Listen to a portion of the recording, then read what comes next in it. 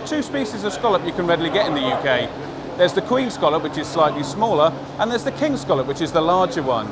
Now there's two ways you can get scallops. There's dredging them and there's hand diving. These are actually hand dive scallops, but 99% of the scallops you'll see in supermarkets and fishmongers are actually dredged. Now scallops are actually one of the most important fisheries in the UK. They're worth £35 million a year, and it's actually the fourth most valuable one. I'm just going to show you how to prepare a scallop. This particular one is a diver scallop, hand diver scallop, and beautiful size. And to open it, I need to just lie it flat on its flat shell and run a knife, just to separate the scallop from the shell. When you buy them from the fishmonger and they're still in the shell ideally wants to be nice and tightly shut. This is just closing. It's actually just beginning to open a little bit, but once I put a knife in there, it'll close. I'm going to turn the scallop over and just run a knife across. When you buy these, you actually want to store them rounded side down on a plate in the fridge, just covered with a light damp cloth, and it will survive for a day or so in the fridge. What I'm going to do is just turn the scallop over just onto the flat side. If the scallop is really tightly shut, you'd need to insert a shucking knife just to lever it open a little way. And then I'm going to take a knife, and my particular knife today is a flexible filleting knife. Knife in and run that across the bottom of the shell just to lift that open.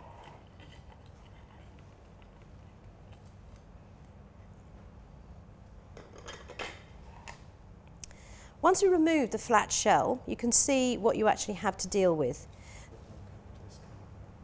So what we have here is the scallop, and the edible part of this is going to be the white mussel and the roe or the coral, which is just on the side.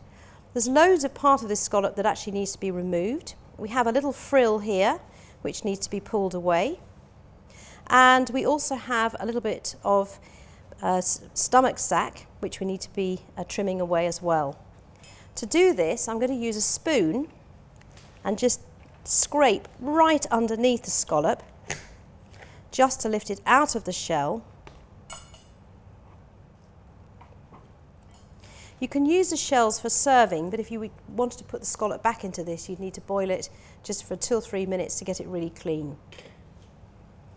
The actual scallop itself, just want to trim this away, and using a knife I want to trim away any of the frill and the dark piece.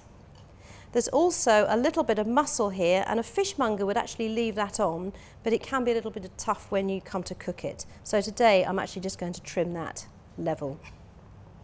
On this shell here, this is prepared in a way that a fishmonger would actually prepare a scallop, and what they would do is run a knife around the inside of the rounded shell, lift that off, and then trim everything away that you don't want to serve or eat, and this scallop is actually attached to that. Once this is prepared, I'm going to just slice it in half through the middle,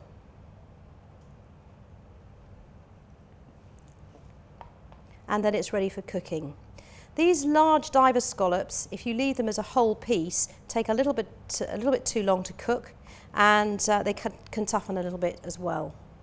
Once the scallop's prepared, we're then ready to go on to the cooking. Scallops want to be cooked very, very quickly in a little bit of oil, and once just halved through the middle, they'll take just a minute or two just to cook through, and it's important that you don't overcook them because they actually become tough and a little bit dry.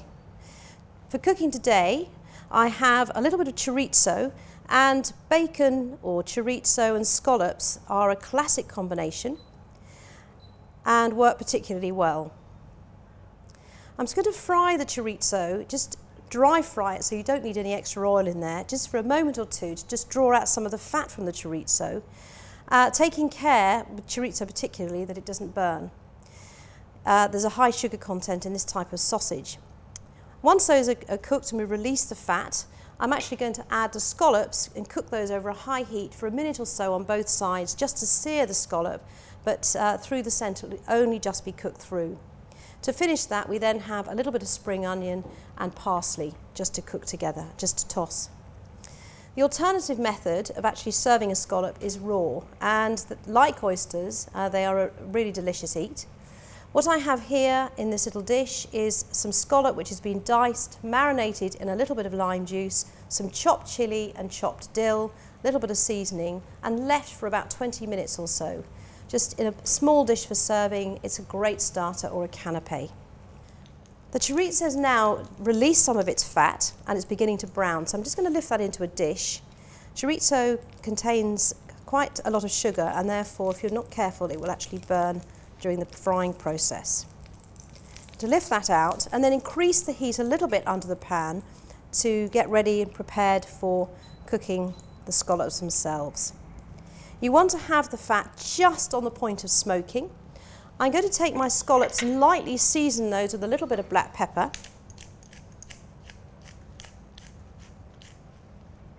And then I'm ready to just put the scallops into the pan, and as they go in, just press them so they seal really well. The roe that we've taken off, generally speaking with roe, if you cook it too long it will actually pop and burst, and some people prefer not to use it. I will cook a little bit today, but mainly the main white part of the muscle is usually the most popular. Cook that for a few moments or so. When the scallop goes into the pan, it will automatically stick to the base of the frying pan. Don't automatically flip it over, just wait for it to unstick, and we're at that stage, just about seared and ready to turn onto the second side. The pan's not hot enough, you won't sear the scallop, you would just lightly brown it. You want something that's got a really nice bit of brown colour. And be a little bit careful with these pieces of roe. Once that's done, I'm going to add a little bit of spring onion to the pan, stir those around, and to test those scallops, when they're just about cooked and a little bit glassy still in the middle, you'll find that there's just a little bit of sponginess to it. So press it. I would say these would need another few seconds, but keep it on the move now that we've actually flipped them. And then I'm going to just return the chorizo to the pan and finish the whole dish with a little sprinkling of parsley. For serving this, I would just pile it onto a dish and some lemon wedges for serving.